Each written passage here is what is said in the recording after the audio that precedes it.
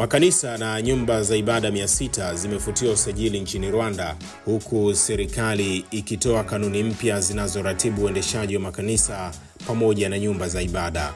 Kanuni hizi pia zinaelekeza kuwa ili mtu aruhusiwe kufungua nyumba ya ibada ama kanisa, atatakiwa kulipa faranga milioni 2 ambazo ni sawa na dola za Marekani 1,600. Pia kwa mujibu wa kanuni hizi, mtu atakayefungua kanisa au nyumba ya ibada atatakiwa kuwa na elimu ngazi ya chuo kikuu katika masomo ya teolojia ama mafunzo ya dini.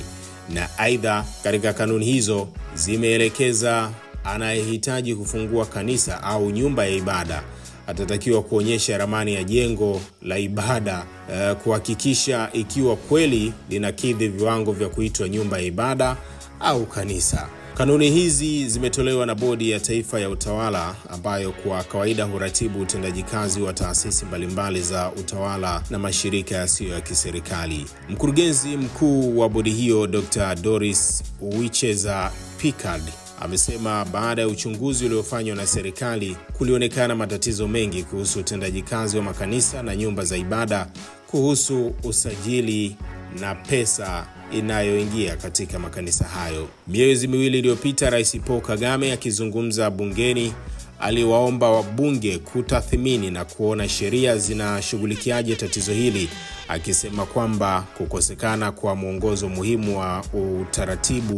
wa uratibu wa shughuli za ibada kulisababisha jamii kuwa katika hali isiyoeleweka. Usiache kushare, kulike na kucomment YouTube channel yetu ya Red Pro Media kwa taarifa zaidi.